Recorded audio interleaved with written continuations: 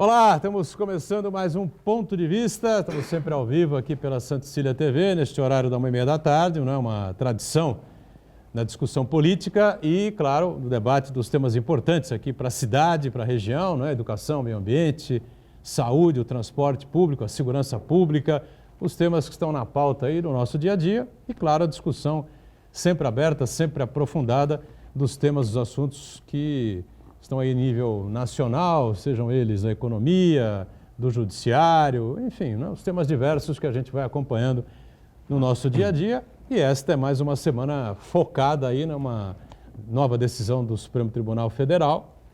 Já está encaminhada desde a semana passada a tal situação que envolve delatados e delatores, né, quem tem que atuar por último no processo, né. Por 6 votos a 3 já venceu que os delatados devem ter a chance de falar por último. E já temos o voto do Toffoli, que é o ministro da Corte, o presidente da Corte, definido também. Ele abriu o voto e todos acreditam, acho que tem 99% de chance do último ministro a votar, Marco Aurélio Mello, também votar dessa maneira. Então, deverá formar um placar de 8-3, que é raro, né, nas últimas decisões mais polêmicas da Suprema Corte, né? Lembrando sempre que de segunda a sexta você acompanha sempre conosco aqui na Santa Cecília TV a reprise do Ponto de Vista a partir das 20 horas, né? 8 da noite.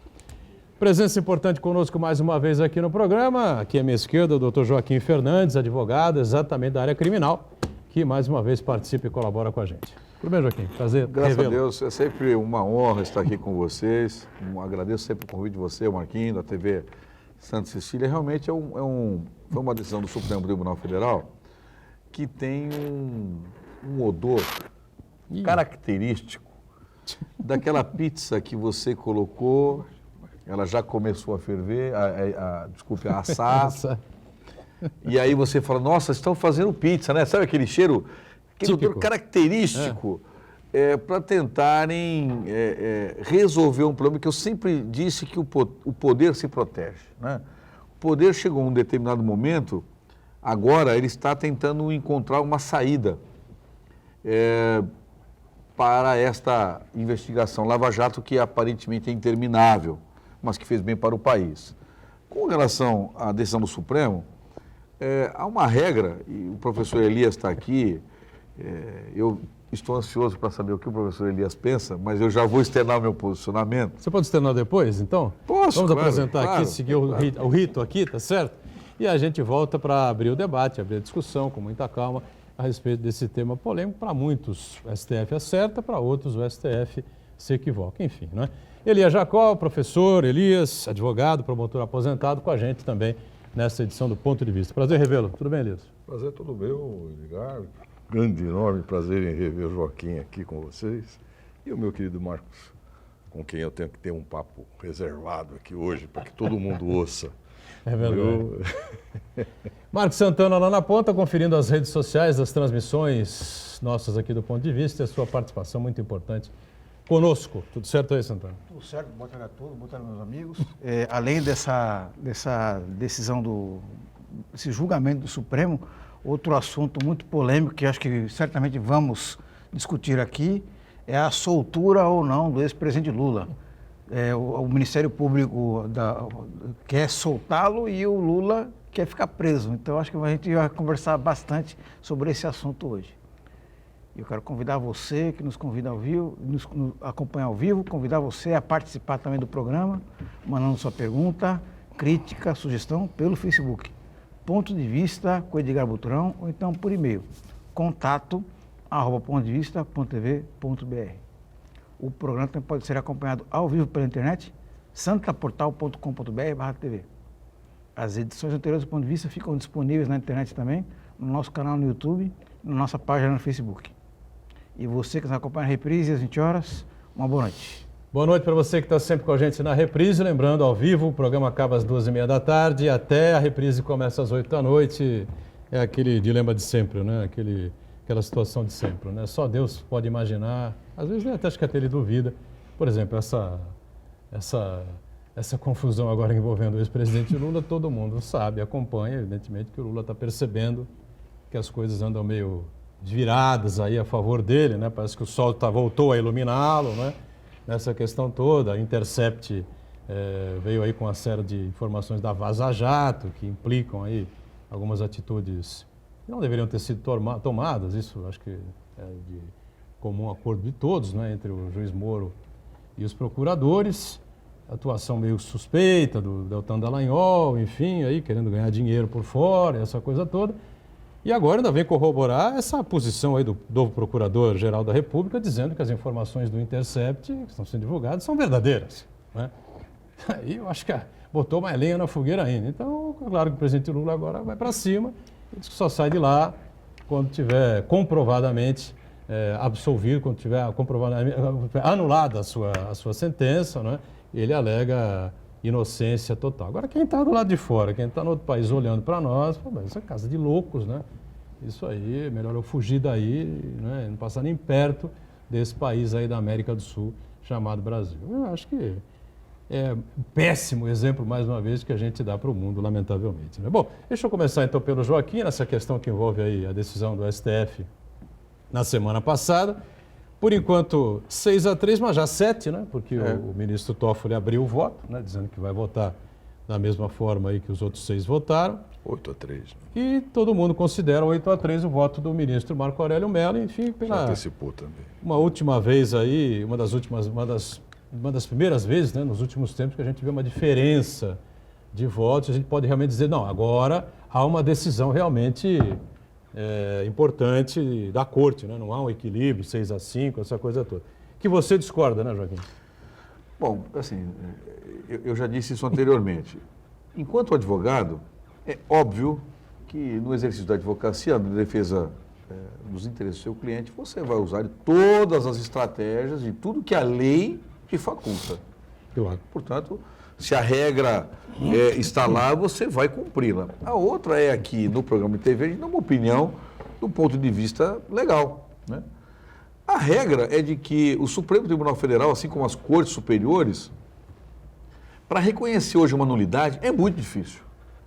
Porque a tese principal é não existe nulidade sem prejuízo. Então, excesso de prazo, só se for um excesso de prazo, por exemplo, de 2 anos, 3 anos, e dependendo do crime. Então, determinadas questões, o Supremo vem dizendo o seguinte: a mera formalidade que não implique em prejuízo ao réu, não há que se falar em anular o feito até onde esta nulidade ocorreu. Que é absolutamente lógico, né? Perfeito? Senão não se faz justiça nunca. Porque eu ouvi os votos, eu li a petição, inclusive, eletrônica do Supremo Tribunal Federal, do recurso. Ele diz da inversão, mas objetivamente nenhum dos votos diz qual é o prejuízo efetivo que o réu possui. Porque vai se voltar o processo às alegações finais para reorganizar. Então, já que o delator tem que falar primeiro e o réu tem que falar depois, então vamos voltar para reorganizar isso. Ou seja, mas todo o conjunto probatório não foi alterado. Então eu não consigo entender, logicamente, por isso que eu falei que estou ansioso para saber o que o professor Elias pensa, logicamente, qual é a importância efetiva da decisão do Supremo, senão uma decisão puramente política para se ajustar os processos que estão lá e que tem na sua capa nomes e expoentes da política brasileira. Eu não consigo pensar de outra forma. Diga ali, Jacó, pois não. Quando você me dá uma, o Joaquim uma Fernandes reserva, está... senão a minha mãe desliga a TV. Joaquim Fernandes está eu cheguei em casa, na última apresentação, a última participação que eu tive aqui, que eu sempre faço com imenso prazer, e levei uma bronca da minha mãe, viu? Porque ela disse que eu tinha me desentendido, que eu tinha mandado o Marcos calar a boca. Não sei. E, na verdade, eu não mandei o Marcos calar a boca, eu jamais faria isso, nem com a imprensa, muito menos com o Marcos. Claro. Mas eu realmente me exaltei, né? E não, mas assim que é bom, desculpas, né? Que é assim que...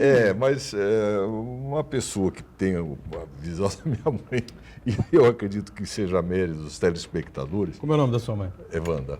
Wanda, dona Wanda, um beijo para a senhora, viu? Continue com a gente aí, viu? Do alto de seus 95 anos, ela ainda é muito atuante. E ela está vendo mesmo. E eu falei para ela, pode deixar que eu vou pedir desculpas, vou explicar. Então eu entrei na provocação do Marcos, mas ela não é capaz de entender também. Eu prometo que hoje eu vou ficar calminho, viu? A primeira observação que eu poderia fazer em relação a essa decisão, o Joaquim já fez. De fato, é uma coisa assim inusitada, na medida em que não há mesmo nenhum prejuízo. A prova disso é que o único que tentou, né, por vias tortuosas, falar em prejuízo foi o Lewandowski, notório, que disse que o prejuízo era a própria condenação. É algo que precisa ser discutido, não é?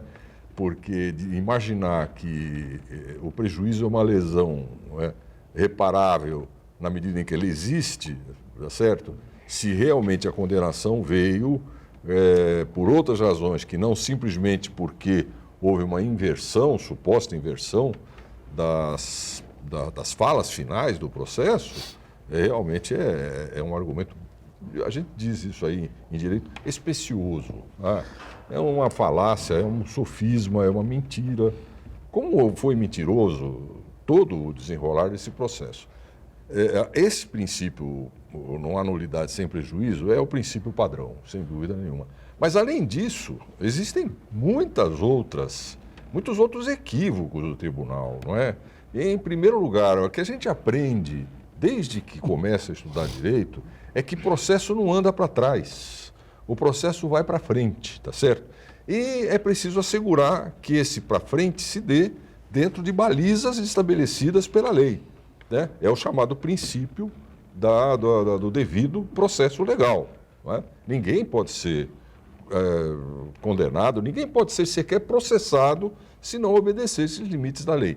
E os limites da lei estão bem estabelecidos desde 1940, que é exatamente 41, especificamente, quando entrou em vigor o Código de Processo Penal, que é a defesa fala por último, né?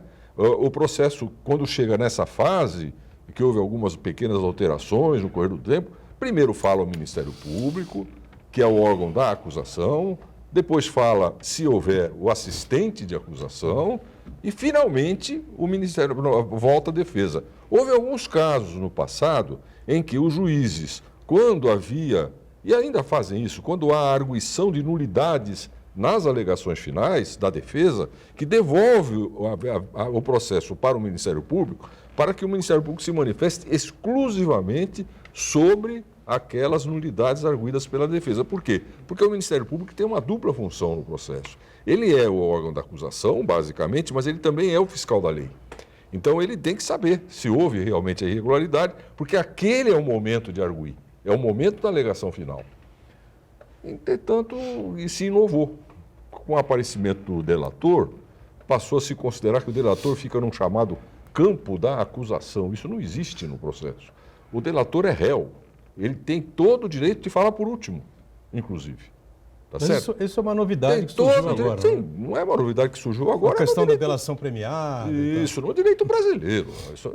Mas não há. O delator tem interesse em contrariar a acusação na medida em que a acusação diz que aquilo que ele delatou foi provado, ou não foi provado. E ele tem que dizer, não, foi provado. Agora, ele não está atacando, ele está se defendendo. A própria colaboração premiada é um meio de defesa.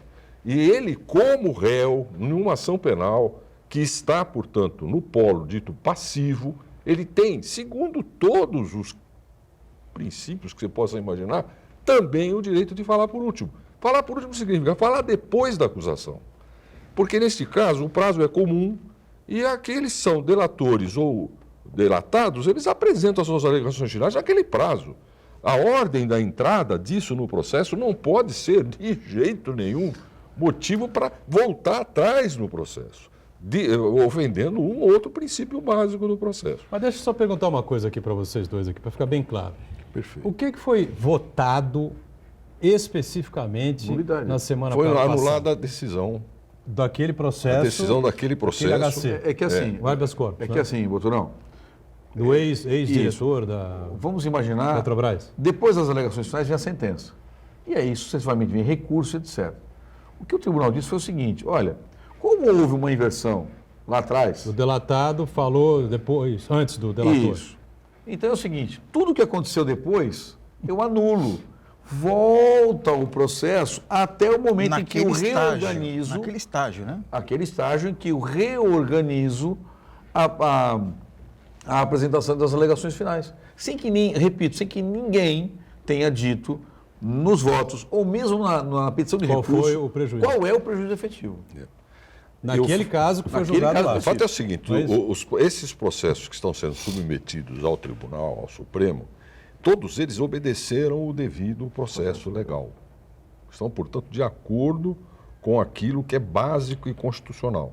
Porque o processo legal, ainda hoje, é no sentido de que a defesa fala por último. Primeiro fala o Ministério Público, como já lhes expliquei. Exatamente.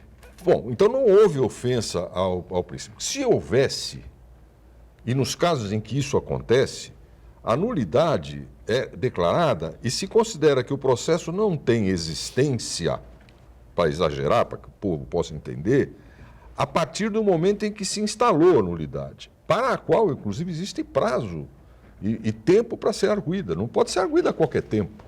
Agora, se é uma ofensa, por exemplo, ao princípio da ampla defesa, aqueles princípios constitucionais, a nulidade nós chamamos de nulidade absoluta. É uma nulidade que tem efeitos daí para trás também. Não é este o caso. Não é este o caso. E mesmo que seja, o que vai acontecer? Os processos vão à primeira instância, sem desconsiderar a sentença e desconsiderar as manifestações anteriores da defesa. A defesa passa, então, a apresentar não precisa fazer mais nada. Quem vai falar agora é apenas aquela defesa dos réus não colaboradores. Dificilmente, a não ser que tenha havido uma teratologia, uma monstruosidade na condenação, tá certo? Dificilmente o juiz, seja ele quem for, Moro, seja quem for, vai dar uma decisão, vai dar uma decisão que levará em conta para inverter o resultado da condenação para a absolvição, não é? Aquilo que foi dito nas alegações finais, porque o que é dito nas alegações finais não é prova. É verdade. Terminou a instrução. A instrução termina quando se inicia o prazo para a apresentação das alegações finais. Nós falamos que estamos na fase decisória. Então, não tem como você explicar. E para o telespectador entender, a gente está falando de alegações finais, na verdade, alegações finais, além de ser o último, como bem disse o professor Elias, o último momento para alguma nulidade, algum erro, algum vício, na verdade, é uma síntese que a defesa faz, assim como a acusação faz, das provas que foram produzidas no processo. Então eu vou lá extrair, olha, veja a testemunha Marcos, disse isso, as folhas tais. Já o professor Elias, do seu parecer juntado às folhas tais, diz isso. Então, na verdade, é uma peça de convencimento após toda a produção de prova ao longo do processo. É uma peça de convencimento. Claro, com a ressalva, que o senhor bem fez, está no código, que é uma arguição importante de nulidade que possa ter ocorrido no fim. Mas, na verdade, é uma peça de convencimento. Que, convenhamos, salvo se houver uma alegação de nulidade, vírgula, não havendo, o juiz nenhum dá a devida atenção às alegações finais. Ou não dá, ou dá, porque é obrigado a se manifestar, mas não é algo que ele vai levar na convicção, na livre apreciação da prova. Pelo contrário, às vezes você faz uma alegação final para fazer a defesa, tá certo? E sabe que o que você está falando não corresponde exatamente ao que está no processo, mas poderia ser interpretado. E o que faz o juiz? O juiz vai contrariar isso, quer dizer, para condenar. Quer dizer, não tem o menor sentido. Tanto que, atualmente, o nome dessas alegações finais passou a ser memoriais. Memoriais. É a memória do processo, conforme fotografada pela parte. Ponto. Acabou. Não tem mais nada para fazer. A prova é de que isso vai ser uma roda no peão que vai acabar no mesmo lugar. Quando o Código de Processo Penal foi editado, em 1941, Toda lei, sobretudo naquela época, vinha de uma forma bastante... Ela vem acompanhada de uma coisa chamada exposição de motivos. Nessa exposição de motivos, o ministro da época, o ministro que encaminha, ele encaminha para o Congresso um projeto e explica, né, ponto a ponto aquilo que ele está propondo. Isso se chama exposição de motivos. Uma vez aprovada a lei, aquela exposição de motivos, ela, nas edições mais corretas, né, vem encartada, vem junto. Então é uma espécie de orientação básica para orientação. Neste caso, quando expôs os motivos da normatização das nulidades no processo penal, o ministro da Justiça da época, que se chamava Francisco Campos, e que todos costumavam apelidar de Chico Ciência, né? Eu lembro que nós estávamos em pleno regime ditatorial, Getúlio Vargas, 1940. Ele diz o seguinte: o projeto, que passou a ser o código, deu uma disciplina às nulidades, segundo o que há de mais moderno no setor e para evitar aqueles que são espiolhadores de nulidade. Porque até então qualquer tropeção no processo era anulado. Ele fala, vamos acabar com isso. O que está acontecendo é que o Supremo Tribunal Federal, por motivos externos à decisão, resolveu espiolhar a nulidade. O que pode acontecer? Não, eu sou contra o entendimento? Eu sou contra o entendimento, claro. Mas poderia ser a favor? Poderia acontecer? Pode ter procedência dizer, não, a defesa falha depois do colaborador. Pode sim, eles poderiam ter decidido isso, mas não de forma a anular todos os processos que seguiram devido ao processo legal. Me parece... Mas isso está definido? Não, me parece...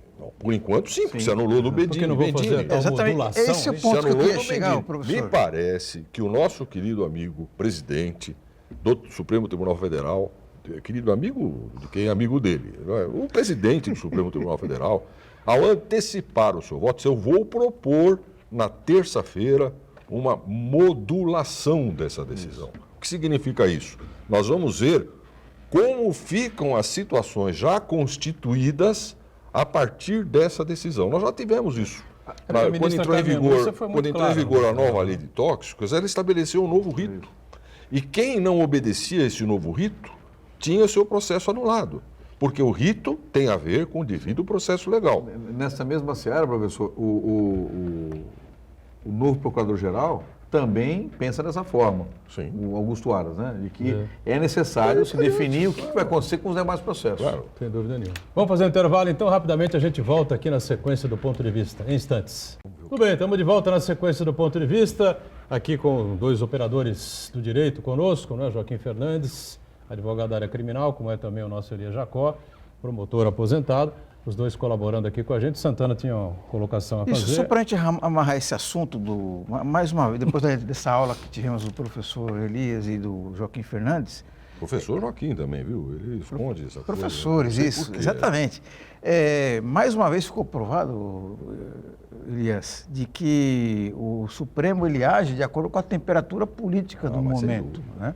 Porque essa polêmica toda se instaurou aí justamente depois das revelações da Vaza Jato aí, que colocaram seriamente em xeque a credibilidade dos promotores da Lava Jato em Curitiba, do juiz Sérgio Moro.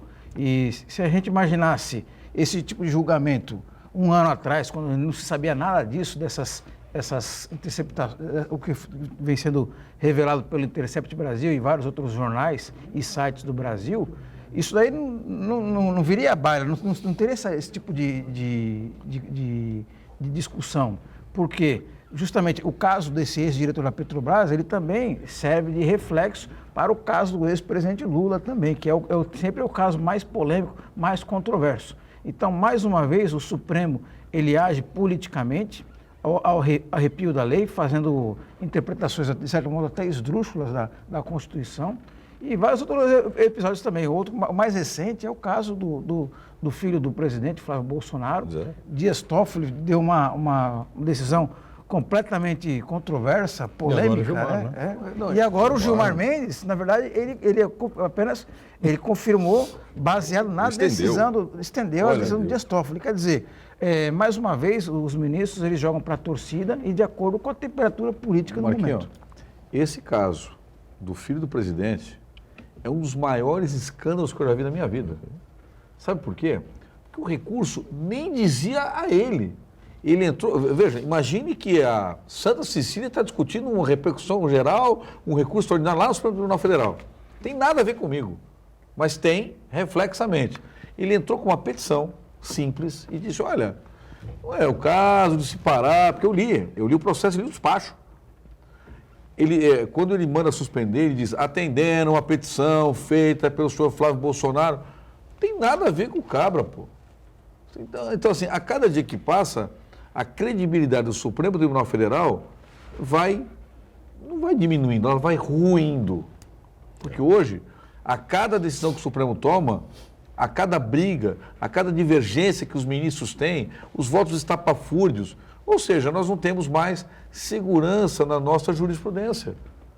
É importante as avaliações aqui que estão sendo feitas, porque são avaliações absolutamente técnicas, né, jurídicas, não tem bandeira partidária aqui absolutamente nenhuma, né, não tem cor partidária em jogo, enfim, diferentemente de opiniões aí de loucos aí, ou de interessados aí que ficam atacando ou em redes sociais, ou até figuras, né, que a gente acompanha na mídia, né, Gilmar Mendes, e que ficam aí nessa situação. Gilmar Mendes ontem deu uma entrevista longa. Não, gente dizendo que a decisão foi para beneficiar o Lula, porque não sei o que. Não é. Gente, lá, se fosse o Supremo um órgão que tivesse o objetivo de beneficiar o ex-presidente Lula, isso poderia ter sido feito lá atrás. Né? Não, mas não havia, como falou o Marcos, nesse sentido o Não Marcos havia, tem tudo toda bem, a a razão. questão política era outra. Lógico. O problema todo é o seguinte, quer dizer, a situação é diferente de todos esses casos que estão pendentes no Supremo Tribunal e do caso específico que determinou a prisão do ex-presidente são completamente diferentes, porque no caso do ex-presidente,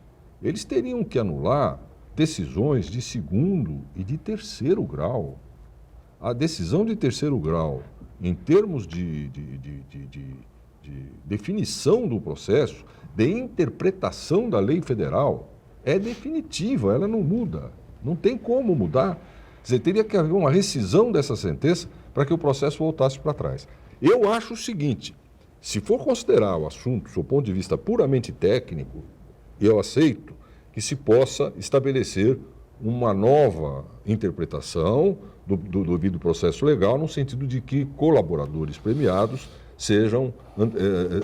antecedam a fala da defesa. Não tenho nenhum problema em, se bem fundamentado, em aceitar essa tese, como aceitei quando entrou em vigor a nova lei de tóxicos, a mudança do processo desde o início. Em alguns casos, inclusive, nós anulamos processos porque eles tinham obedecido à lei antiga. O que acontece é que, sob o ponto de vista do impacto, mesmo no caso Lula, não é, que é o caso que está ainda pendente de julgamento, se não me engano, aquele caso do sítio, que voltaria, não há o que falar em benefício, porque que volte. Não há problema nenhum. Sob o ponto de vista do direito, sob o ponto de vista da justiça, não há nenhum problema. Aceito. Volta o caso do sítio para a primeira instância dá uma nova sentença. Não há como você imaginar que o Lula vai ter benefício. Por quê? Porque a nova sentença será dada por um novo juiz absolutamente desvinculado de toda essa conversa de intercept e que muito provavelmente, para não dizer certamente, confirmará a condenação anterior. Será? E aí, não tenho dúvida, pois não há nenhuma alteração no processo. Não há nenhuma alteração no processo. Será que ele não vai ter que ser bom, mas aí ele vai ter que reexaminar, ele vai reexaminar de acordo com aquilo que foi apresentado de novo pela defesa do Lula. Sim. Claro, eu não tenho dúvida que ele será condenado. Eu não tenho dúvida, porque nós conhecemos a decisão, que não é do Moro, tá certo? Da juíza, e sabemos em que medida aquilo que se fala legitimamente na defesa do ex-presidente, de que é uma perseguição política e tal, não tem nenhuma, está divorciado da prova dos autos, da denúncia, não tem nada a ver. Certamente ele será, vamos colocar, provavelmente ele será condenado. Provavelmente. Sim, Se ele for absolvido, Se ele for absolvido, haverá apelo do Ministério Público. Sim. Isso vai para a segunda instância, que já examinou o processo, portanto, dará uma decisão muito rápida. O que se cogita, e aí passa a ser marotagem, passa a ser chicana, tá? É do seguinte: uma vez voltando o processo, até que esse processo vá novamente ao Supremo Tribunal Federal, nós teríamos um período superior a 9 meses, o que, segundo o cálculo dos chicaneiros, seria suficiente para considerar extinta a ação penal pela prescrição. Então seria esta a jogada do Supremo. Agora, pelo amor de Deus, não vamos confundir as coisas. A decisão do Supremo, ela não atinge o Lula, ela não atinge a Lava Jato, ela atinge todos os processos que estão decididos da mesma forma, contra pessoas que não têm nada a ver com corrupção, contra traficantes, contra condenados judiciais. Tá certo? Então é muito mais abrangente do que isso. O que só me faz acreditar é o seguinte: é verdade que o Supremo Tribunal Federal agiu de acordo com fatores externos, que o Marcos define como políticos, e eu também. Eu acho que foram políticos. Podia ser de outra natureza. Podia ser, por exemplo, a tal daquela complacência com que a segunda turma, via de regra, trata os casos que envolvem determinados réus. Mas foi externo, não foi nada jurídico. Como eles são... Até o decano entrou nessa? Até o decano. Como eles são de notável saber jurídico, mas o decano não se pronunciou ainda sobre a modulação. Modulação, não. Eu estou dizendo para você, a tese, como tese, é revolucionária, mas é até aceitável. É verdade. É até aceitável. É possível que ele tenha realmente argumentos para isso. Agora, vamos ver o que ele vai dizer da modulação. Mas, de qualquer maneira, a maioria não se formou assim. O voto dado em plenário pelo Gilmar Mendes e pelo Lewandowski não foi no sentido técnico. O Gilmar Mendes saiu completamente do caso para dizer que os promotores da Lava Jato faziam parte de uma organização criminosa. Ele ainda não sabia nem que tinha sido ameaçado de morte. Agora, então, ontem eu estava comentando isso. Eu ouvi ontem uma entrevista. Já sabia há um ano, né? Uma longa... ainda tem mais anos. Uma longa entrevista dele para uma rádio que, inclusive, é hostil a ele. E o que ele falou me deixou de cabelo em pé. Ele deveria ser processado criminalmente. Não sei por que não é. Agora ele resolveu colocar a farmacinha do Janot, as loucuras de um procurador-geral, no mesmo saco, tá certo? Que justificaria a posição dele de ser contra a Lava Jato. Olha, não é nem contra nem a favor da Lava Jato. Você tem que examinar os autos, meu Deus do céu. Mas ele foi a favor até quando ele foi interessante. Claro. Mas agora não é que ele seja contra, né, Joaquim? Ele nutre um ódio irracional, criminoso. Como é que ele pode falar o que ele fala? Quando ele vai dar um voto num caso que envolve um gerente lá da Petrobras, um tal de Márcio, que não tem nada a ver com a história da Lava Jato. Tem uma relação direta com esse vazamento em que os procuradores... talvez com mesmo vazamento... Os procuradores articularam mesmo vazamento, se ele acha que está diante de criminosos, ele que fale isso, como o juiz que é. O juiz tem meios para provocar... instauração de procedimentos adequados, não os que estão fazendo lá, porque é outro escândalo. Esse inquérito que está na mão do Alexandre de Moraes é outro escândalo. Como é um escândalo maior ainda, o que fizeram com essa busca e apreensão do Janot. O Janot é advogado. Claro que o Supremo pode, se sente ameaçado e se nenhuma das instâncias legitimadas promove a apuração do fato, pode propor apuração ex officio, ninguém duvida disso. Mas fazer busca e apreensão de qualquer natureza na casa ou no escritório de um advogado, e tem uma norma a respeito disso, para preservar exatamente a condição dele de ser portador de sigilo de clientes que não tem nada a ver com isso. Só colocar uma linha para então, você falar. Então, foi uma também. violência que cairia já na lei de abuso de autoridade. Agora, quem é que vai punir o Supremo Tribunal Federal? Agora, se o Gilmar tem alguma coisa contra, ele tem capacidade para isso, ele é um homem extremamente inteligente, muito preparado, se ele descobriu ali, nos processos que estão sendo submetidos a ele, algum erro técnico que ele possa, então ele que fale como fala o Celso de Mello. Você ouviu o Celso de Mello xingar promotor e espalhar isso para a instituição toda? Porque o cidadão desequilibrado e maluco, era um bêbado, e todo mundo sabia disso, porque tem um episódio passado que ele resolveu atender não sei quem atrás de umas caixas de cerveja? Ou será que nós não vimos isso? É verdade. Agora, até para somar isso, né, a Miranda escreve uma coluna hoje, eu concordo plenamente com ela, né, que não se pode tocar fogo, né, na Lava Jato, ou maldizer a Lava Jato. Pelo contrário, a Lava Jato foi a mais importante operação anticrime, né, anticorrupção no Brasil, não há dúvida. Fala dos 2 bilhões, né, recuperados, fala dos acordos de leniência, dinheiro voltando para os cofres públicos, ainda estejamos longe dos valores roubados e desviados naquele momento. Agora, e essa fala ontem do Procurador-Geral da República, para emendar aí, né, o novo Procurador Augusto Aras, dizendo que considera verdadeiras, né, as informações, os relatos aí do Intercept Brasil, junto com a Folha, com a Veja e com o Reinaldo Azevedo, e que condena esses estranhos projetos de poder, não é, do Ministério Público Federal. Olha, né? Vamos fazer um intervalo primeiro? Claro. Um breakzinho, a gente volta aqui com o Joaquim para ele poder também avaliar essa situação. Já, já. Estamos de volta aqui com o Ponto de Vista. Joaquim Fernandes agora para avaliar toda essa situação, para tentar amarrar essa coisa de uma vez por todas, né? E o Procurador-Geral da República, não é, Augusto Aras, tomou posse agora essa semana, né? Tomou posse recentemente. E me parece que toca fogo aí em cima dos seus colegas lá, né, da Lava Jato, é isso? Bom, primeiro, que a partir do primeiro momento em que essas mensagens vazaram, ou começaram a ser publicadas, principalmente pela Folha de São Paulo, no primeiro mês, as autoridades quase não se manifestaram, os envolvidos. A partir daquele vencido primeiro mês, eles começaram a dizer, olha, eu precisaria entender o contexto, mas nunca desmentiram as conversas. Nunca desmentiram as conversas. O que os procuradores falam nessas mensagens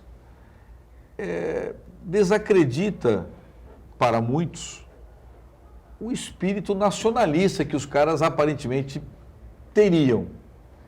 Não é? Na verdade, estavam agindo com objetivos claros, políticos, interesses pessoais, né? Quando o sujeito fala em palestras, em querer colocar o nome da filha, tudo aquilo que é condenável, que eles estão no bojo do processo, os caras estão sendo expostos na opinião pública. O procurador-geral, que foi escolhido, que não integrava a lista tríplice, ele está tentando ter um posicionamento de independência, não é? No sentido de que é o seguinte, olha, ninguém está dizendo que são mentirosas essas informações. Ora, se elas não são mentirosas, se os seus interlocutores não disseram, não as desmentem, não sou eu que vou desmentir. É assim que eu entendo a manifestação do Procurador-Geral. E a ira do Gilmar Mendes, ela é quase que concomitante, ou temporalmente concomitante, quando surgem as primeiras denúncias em algumas revistas especializadas sobre a participação dele no Instituto de Educação, no patrimônio dele, e a quebra de sigilo fiscal dele e de outras pessoas ligadas a ele. Então, ele, assim como o Toffoli foi mencionado indevidamente numa reportagem da revista Veja, a partir da delação do Léo Pinheiro, e aí passaram a não mais fazer a delação porque vazou o nome do Toffoli, só veio ser homologado agora, os ministros se sentiram atingidos, não é? Por isso que eu digo que o que se discutiu hoje no Supremo é o poder. O poder está se protegendo. O Congresso se protege, o poder se protege, todo mundo, e vem aquela famosa frase do Romero Jucá, que foi interceptada, que em algum momento vai haver um grande acordo. E o que está se vendo é um grande acordo. Você chegaria a afirmar que o presidente Bolsonaro joga contra a Lava Jato?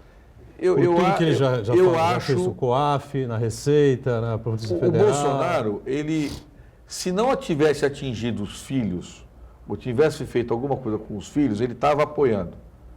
Porque o que ele vem fazendo com o ministro da Justiça é um desprestígio atrás do outro. Sim. Não é? Então, assim, o cara era o pai da Lava Jato, o Moro, sujeito acima de qualquer suspeita. E eu estou sistematicamente desprestigiando o meu ministro da Justiça. Então eu entendo que o presidente, ele não é claro Que é a figura mais bem avaliada do governo. É.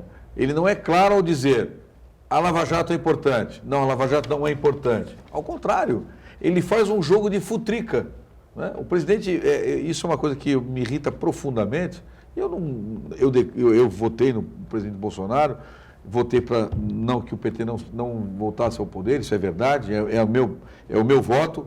Mas hoje você tem um presidente que, ao invés de resolver problemas, ele os cria. Né? Ele faz futrica. O presidente faz futrica. Está arrependido, Joaquim? Não, eu ainda não estou. Eu ainda não estou porque eu vejo coisas boas acontecendo. Mas eu não estou arrependido ainda. Eu estou arrependido em acreditar num presidente que eu esperava que ele tivesse um comportamento de presidente da República. Porque aquele que diz que vai mudar o país não pode beneficiar o seu filho, não pode ficar mais uma vez se juntando com uma série de apaniguados. Né? Então, sim, na verdade, eu ainda não estou desiludido. Eu estou desencantado, mas não desiludido. Já interferiu aí inúmeras vezes, né? No COAF, na Polícia Federal, na Receita Federal, enfim. Ele esbarra, me parece, Elia Jacó, na popularidade do ministro Sérgio Moro, né? Que tem mais do que hoje, eu acho que mais até do que o dobro, né? Do que a popularidade do próprio presidente da República, né? Senão ele já teria até atropelado o Moro, e se o Moro batesse de frente, teria canetado o Moro e ter logo para o Sérgio Moro. Mas não pode fazer isso, né? Porque o Moro tem uma popularidade extraordinária, né? Intocável. Intocável nesse momento. Bom, vamos avançar então. E aquilo que eu falei há pouco, né? O cara está lá na Europa, nos Estados Unidos, lendo as notícias do Brasil. Antes era Lula livre, agora é Lula preso. Aí o cara olha e fala, bom, o que os caras querem da vida, afinal, né? O cara que não está assim tão inteirado, né, nos bastidores da política brasileira, enfim. Mas tem gente aí perguntando isso. Essa é a questão do Uriel Vilas Boas, que acompanha a gente. Ele pergunta o seguinte: o posicionamento do ex-presidente Lula, se recusando a sair do regime fechado para o semiaberto, deve ser interpretado como ato político ou tem fundamento jurídico? Político. Político total, né? Eu não conheço nenhum caso em que eu tenha recusado isso. Não tem Mas tem um monte de cara aí desesperado. A verdade é a seguinte, a gente tem... Outra pergunta, A gente tem tem algum todas... caso? Federal, desculpe, Marquinhos, mas o Ministério Público Federal é que criou esse problema. Essa que é a minha pergunta. Que é a primeira vez na história que eu conheço... que o Ministério Público pediu... Não, completamente enganado. Não. Mas nesse caso da Lava Jato, Ou seja, a gente pode falar todas as bobagens e verdades ou inverdades sobre o Dalton, etc., mas de uma coisa ele não pode ser acusado, ele não ser estrategista. Ele inclusive, provou isso até publicamente. Isso foi estratégia. Existe, sim, a legitimidade do Ministério Público, quando mas em nenhum outro toma caso conhecimento... Da Lava Jato, ele da Lava Jato não, da Lava Jato não, mas eu estou falando de Lava Jato. Teoricamente, nós estamos sim, sentando como se a Lava Jato fosse o único processo do Brasil, meu Deus do céu.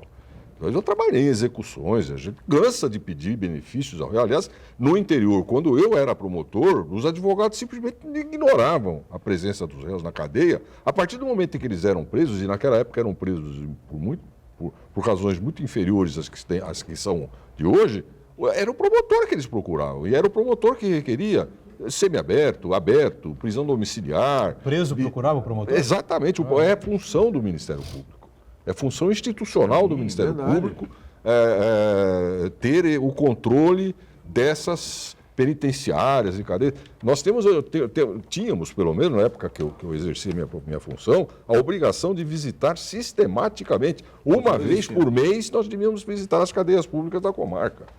Não, isso não há problema. Ele requereu, claro que ele requereu como uma estratégia. Isso eu não tenho dúvida nenhuma, em razão da peculiaridade. Mas essa estratégia queria que a situação do Lula ficasse exatamente como ficou. Porque fica caracterizado por A mais B mais C mais D, que o problema dele não é a obter a liberdade. O problema dele é continuar explorando politicamente o fato de ele estar preso. Ponto. Ele está muito bem preso. Ele recebeu ontem 8 advogados. 8, Joaquim. Tá certo? Ele recebe diariamente as maiores personalidades do mundo no gabinete dele na cadeia. Ele dominou a Polícia Federal. Ele tem acesso à imprensa onde ele fala o que ele quer. Ora, meu Deus do céu, porque é ex-presidente, puseram mais uma razão para ter algum tipo de dificuldade. Quer dizer, quando fala que ele vai para casa, ele perde esse, vamos dizer, status de ícone que o Mandela, por exemplo, a quem ele imita, tá certo? Teve durante 25 anos. Tá certo? Não que o Mandela quisesse ficar preso, ele nunca perdeu uma coisa dessa, mas ele estava preso politicamente. Essa é a tese. E essa tese tem que continuar prevalecendo, senão eles perdem a tese. Eles não têm tese, desculpe, Marcos, mais uma vez eu vou falar para vocês. Eles não têm tese de defesa, meu Deus do céu. A tese de defesa do Lula é dizer que ele é um preso político. Agora ele encontrou um filão interessante, tanto que ele está sentindo, né, a possibilidade de quebrar essa resistência dos tribunais superiores à liberdade dele. Então é lógico. Agora, ele recusar, eu também, a estratégia do Dalton, como é estratégica a recusa dele. Mas vamos deixar o direito de lado nessa hora. A grande questão é vamos deixar o direito de lado, eletrônica. pelo amor de A grande Deus. questão não é se Não. Ele não quer, ele quer sair absolvido. Absolvido. Ele quer O processo sair, está anulado. ele quer explorar ao máximo a situação dele. Anulação do processo. É evidente que ninguém ia colocar uma tornozeleira eletrônica no Lula. Ele ficaria em prisão domiciliar. Que é o que foi pedido, inclusive. Exatamente. É o que foi pedido. O que já é um privilégio. Eu só quero ressalvar o Ele seguinte. tem uma equipe ele tem o direito de ter uma equipe de assessores pagas por nós. Tem direito, ele é ex-presidente. Quer dizer, vamos e venhamos, quer dizer, a situação dele se é sair muito da cadeia, confortável, volta a ter o porque isso direito. alimenta a estratégia da defesa. A defesa não discute prova, gente. A defesa só fala não é, mas não discute prova. Eu não vejo nenhuma contradição probatória. Para vocês dois está 100% provado que o triplex de Guarujá... Meu Deus do céu, para nós dois não. Escuta, veja. Para mim não, está demonstrado nos tribunais. Tem dois tribunais, minha Tudo Nossa bem, Senhora. tudo bem, eu sei. Você sabe. É que assim... Mas vamos registrar que vários outros juristas também contestam. Juristas que não conhecem o processo. Nós não conhecemos. Eu acho que o Lula tem culpa no Demetrio- cartório. Já falei isso aqui Demetrio- 90 mil vezes. Vou falar 90.001. Acho que o Lula tem culpa no cartório. Mas honestamente, né? Todo mundo sabe as restrições que eu tenho ao PT, enfim, aqui essas brigas que já tive com o Partido dos Trabalhadores, com as lideranças do PT. Todo mundo sabe aqui, todo mundo que acompanha a política na cidade, me conhece, enfim. Espaço aberto aqui para comparecerem aqui. O Marcos Santana é testemunha ocular que não vem porque não querem, né? Já foram convidados várias vezes, democraticamente, como é obrigação nossa aqui, uma TV educativa, enfim, que abre esse espaço para discutir os problemas da cidade, discutir a Baixada, discutir a região e o país, né? Eu tenho nenhuma paixão pelo presidente Lula, não tenho paixão por nenhum político. A verdade é essa. Agora, honestamente, a mim faltou convencer em termos de provas, né, de que o apartamento ficou que era dele, né, o apartamento. Porque, olha, casos, na minha opinião, tem casos muito mais contundentes, não é, muito mais evidentes do que... O Maluf levou 30 anos... No caso do Lula mesmo, para ser o caso das condenado. palestras do Lula também, acho que Os casos da palestra, esses casos da muito palestra mais são explícito. indefensáveis, são explícitos. Esse Olha, sim. né? O sítio. Agora, essa do triplex. Do triplex, o sítio é muito mais escandaloso, né, no caso do que era o triplex. Eu acho que a medida, entendeu? veja bem. Agora, tudo bem, eu não sou jurista. Eu acho que em relação ao triplex... Não é que você não é ou ou não triplex. sou da área Você jurídica. não é nenhuma coisa, nem é obrigado a ser. É que você não tem acesso ao processo. Quer dizer, quem teve acesso ao processo como juiz, que é profissional, entendeu que essa prova era mais do que suficiente. É. E fundamentou essa decisão em longos despachos. Agora, eu não conheço o processo. Como eu sou da área, eu sou obrigado a aceitar aquilo que é o julgamento, porque eu não tenho dúvida nenhuma que foi um julgamento, pelo menos em segunda e em terceira instância, sobretudo em terceira instância, né? O relator foi o Félix Fischer, mas cuja turma era uma turma até considerada liberal, tá certo? Eu tenho a obrigação de dizer, olha, transitou em julgado. Esse moço é um corrupto condenado. Eu não posso fazer nada para mudar isso. Não. E eu não posso imaginar um complô que envolva todo o Poder Judiciário, todo o Ministério Público, tá certo?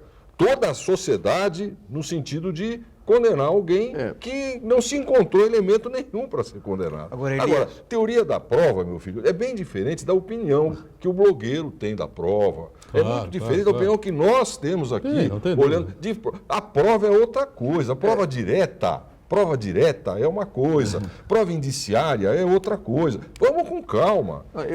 Eu não sei por que a defesa, por exemplo, não levou provas indiciárias, já que não tinha a chamada prova direta, e não teria mesmo, que isso é negar uma prática, digamos assim, milenar do corrupto, que é não colocar o imóvel no nome dele, tá certo? Então, que trouxesse evidências em sentido contrário. Corrupção não vai deixar, não é recibo, o cara não assina um recibo. Indícios se contrapõem a indícios. Eles não produziram nada, eles ficaram fazendo discurso. É isto que impressiona aqueles que ainda hoje defendem um complô. Eu acredito, sinceramente, que eu tenho que raciocinar de acordo com o Estado Democrático de Direito. O Estado Democrático de Direito é composto de 2, 3 ou até 4 instâncias. Até agora, chegamos na instância final de interpretação da lei federal e disse: esse moço é culpado, ele tem que ser condenado. Não é uma condenação a 12 anos, nem mesmo a 9, mas que ele merece os 8, ele merece. E eu não posso ficar discutindo isso mais, gente. Vamos parar com isso. Eu não tenho nenhum desamor pelo Lula, não. Eu só tenho uma divergência. Tá certo? Eu não descarto os complôs políticos. Não descarto. Porque quando eu leio o livro de memórias do Fernando Henrique Cardoso, e ele escreve: liguei para o ministro Marco Aurélio e perguntei como seria a votação na questão das privatizações. Ele me disse: fique tranquilo, vai ser por maioria. Significa que o presidente, o poder, o grupo tem uma relação com o Supremo Tribunal Federal. É uma evidência não, disso? o que eu vejo, doutor Elias, sinceramente... Com relação aos 5 ministros do Supremo? O que eu digo hoje... Nenhum deles falou: não, eu não vou aceitar? Não, o que eu digo hoje é o seguinte... minha decisão, o poder hoje... ele... Não, eu acho o seguinte... Teoria no momento... Não serve a sociedade. Veja, eu não afasto. Eu não estou concordando, mas não afasto. Sabe por quê? Porque fica, às vezes me parece muito evidente que o Supremo Tribunal Federal, ele age de acordo com os interesses da ocasião. Olha, naquele momento era impossível que Lula não fosse réu, que não fosse condenado, que não fosse preso. Hoje, o Supremo já pensa diferente. Quando a ministra Carmen Lúcia, num voto estranhíssimo em relação ao Aldemir Bendini, vota, ela que é de 4 costados em relação à formalidade, chega lá e faz um voto diferente, mostra que o Supremo passou a entender as coisas de uma outra forma. Será então que não é agora que está vendo o complô? Não sei. Ué, a evidência mas não poderia ter vindo antes. É essa. Joaquim, como é? Por quem? É possível. Foi o Fernando Henrique? Não, Foi o Michel Temer? Não, mas peraí. Isso é teoria conspiratória. Teoria conspiratória. Não é conspiratória. Arrebenta de uma vez com qualquer perspectiva que nós tenhamos de Estado de Direito, gente. Esse é o problema. Peraí. Ou não é? Se foram 5 votos aqui, eu não estou nem falando dos votos do TRF, hein? Nem falando deles. Estou falando dos 5 votos do Superior Tribunal de Justiça. Se nós acharmos que alguém muito poderoso, que estivesse com tudo na mão, pudesse aplicar um complô para falar: vocês 5 vão condenar? Outra coisa, o que o Fernando Henrique fala não é complô. O que o Fernando Henrique fala é que ele foi conversar com o ministro do Supremo Tribunal Federal. Antes de um julgamento importante. Como os advogados normalmente vão. E perguntou, isso sim. Antes do julgamento. Antes do julgamento. Antes do julgamento. Você acha o quê? Eu acho que vai dar isso. Vai dar, fique tranquilo. Agora, cadê o complô? Foi uma imprudência do presidente lá, do ministro do Supremo. Houve um exagero do Fernando Henrique. Tudo bem, mas complô para obter privatização? Joaquim. Peraí. Professor, posso falar aqui? Vamos aguardar. Você falou que o Supremo até agora não se manifestou. O Supremo se manifestou um monte de vezes num sentido. Então, todas essas Num vezes foi sentido. complô. Agora mudou o sentido, o complô estava nas outras vezes? Agora, observe, lógico, coloque isso. mais um grão de sal do problema. O Senado depende de uma assinatura para criar uma CPI. Uma assinatura. Contra o Judiciário. Uma confusão dos diabos. E aí, Ora, o eu não posso, senador eu Flávio confesso. Bolsonaro está Pô, todo mundo lá discutindo. O Supremo vem por um sentido linha direta. Daqui a pouco, não, veja bem. Ó, pelo amor de Deus, né? Segundo a lógica, não veja bem é que tá foco.